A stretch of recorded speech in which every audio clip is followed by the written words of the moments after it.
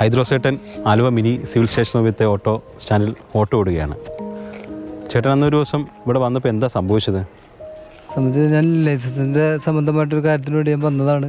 മേളിലേക്ക് സ്റ്റെപ്പ് കയറി ഞാൻ മേളിൽ ചെന്നുകൊണ്ട് 4 നില സ്റ്റെപ്പ് കയറി ചെന്നുകൊണ്ട് അവശതയായി. പിന്നെ എനിക്കവിടെ നടക്കാൻ പറ്റാത്തൊരു കണ്ടീഷൻ വന്ന്. പിന്നെന്താ നടന്നതെന്ന് ഓർമ്മയുണ്ടോ? പിന്നെ നടന്നത് എന്താണെന്ന് എനിക്ക് ഞാൻ ഹോസ്പിറ്റലിൽ വെച്ച് എനിക്ക് ഓർമ്മ വന്നിപ്പോഴും അറിയില്ല. ഇക്കാര്യം കൃത്യമായി ഓർക്കുന്ന ഒരാളുണ്ട്. ആലുവ MVD ഓഫീസിലെ മോട്ടോർ വെഹിക്കിൾ ഇൻസ്പെക്ടർ സജിൻ. നമുക്ക് സജിനോട് ചോദിക്കാം ബാക്കി കാര്യങ്ങൾ. ഇപ്പം ഹൈദ്രോസേട്ടൻ നമ്മളോടൊപ്പം വന്നിട്ടുണ്ട്. അന്ന് എന്താ നടന്നതെന്ന് ഹൈദ്രോസേട്ടന് വലിയ ഓർമ്മയില്ല. അവിടെ വന്ന് ഓഫീസിന് മുന്നിലേക്ക് സ്റ്റെപ്പ് കയറി വന്നത് മാത്രമേ അറിയാവൂ. ബാക്കി എന്താ സംഭവിച്ചതെന്ന് സാർ പറ. ഈ സമയത്ത് ഏകദേശം 2-2:30 ഈ സമയമാണ്. ആ സമയത്ത് അപ്പുറത്ത് AMVC ഇരിക്കുന്ന കൗണ്ടറിലേക്കാണ് ഇദ്ദേഹം വരുന്നത്. അപ്പോൾ അതൊന്നും ഞാൻ അറിയുന്നില്ല. അവിടെ എന്തോ ഒരു ശബ്ദത്തിൽ അടിച്ചു വീഴുന്ന ഒരു സൗണ്ടാണ് ഞാൻ കേൾക്കുന്നത്.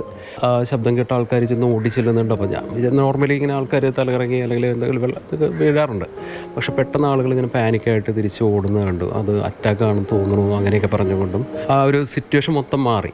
ആരും അറ്റൻഡ് ചെയ്യുന്നില്ല. ഇദ്ദേഹമാണെങ്കിൽ നെഞ്ചിലിങ്ങനെ കൈവച്ച് നെഞ്ച് വലിച്ചു പറിക്കണ ഒരു വേദനയോടുകൂടി നെഞ്ചിൽ കൈവച്ച് ഞരങ്ങിലും ഞരക്കം ഇങ്ങനെ കുറഞ്ഞു വരുന്നൊരവസ്ഥ പോലെ ഫീൽ ചെയ്ത്. ഞാൻ അന്നേരം ഇരുന്നു CPR കൊടുക്കാനായിട്ട് നോക്കിയപ്പോൾ ഇദ്ദേഹം അങ്ങോട്ടും ഇങ്ങോട്ടും ചരിഞ്ഞുകൊണ്ടിരിക്കണം വേദന കൊണ്ട്. അത് കഴിഞ്ഞ് അവിടെ കൂടിയുന്നവരോട് ഞാൻ പറഞ്ഞു, ഒന്ന് ചെരുപ്പൊന്ന് മാറ്റി കാലിൻ്റെ അടിയിലൊക്കെ ഒന്ന് തടവി കൊടുക്കുക, കൈവെള്ളയിലൊക്കെ എല്ലാവരും ഒന്ന് ചെയ്യും.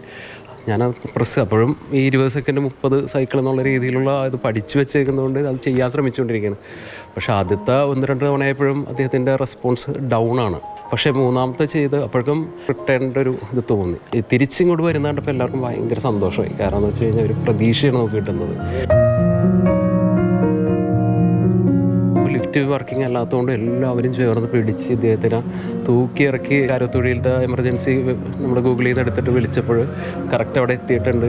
ഇതിലേക്ക് കയറ്റിയേക്കുന്ന ക്രിട്ടിക്കലിലേക്ക് കയറ്റിയേക്കുന്നു. പൾസ് ഉണ്ട്, പക്ഷെ ഭയങ്കര ഇതായിരുന്നു. അപ്പോൾ അന്നേരം കിട്ടിയൊരു CPR ആണ്, അല്ലെങ്കിൽ ആ സമയമാണ് ശരിക്കും ഇതിൻ്റെ ഒരു ക്രിട്ടിക്കൽ ഇത് വരുന്നത്. ആ സമയത്ത് കറക്റ്റ് ഒരു CPR കിട്ടിയതാണ്. ഒരു ലൈഫ് സേവ് ചെയ്യണ അത്രയും സന്തോഷം വേറൊരു സാധനത്തിന് നമുക്ക് കിട്ടില്ല.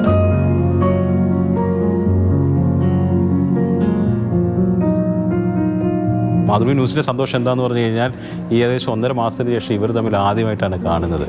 ഇതിന് കാണാൻ പറ്റില്ല. ഏതായാലും മാതൃഭൂമി അതിനൊരു നിമിത്തമായതിൽ ഭയങ്കര സന്തോഷം. ഞാൻ ആ സമയത്ത് എനിക്ക് സാറാ ട്രീറ്റ്മെൻറ്റ് എനിക്ക് കിട്ടിയായിരുന്നു ഞാൻ ജീവിച്ചിരിക്കുന്നു.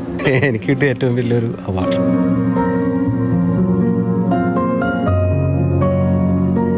ഇവരൊക്കെയാണ് നമ്മുടെ മാതൃകകൾ. ഒരുപാട് പ്രതിസന്ധിയിൽ പെടുമ്പോൾ സഹായിക്കുക. ദൈവസ്പർശമെങ്കിൽ അങ്ങനെയാണ്. നമുക്ക് എങ്ങനെയാണെങ്കിലും വ്യാഖ്യാനിക്കാം. ഒരു രക്ഷകനായി എല്ലാവർക്കും അവതരിക്കാൻ കഴിയട്ടെ.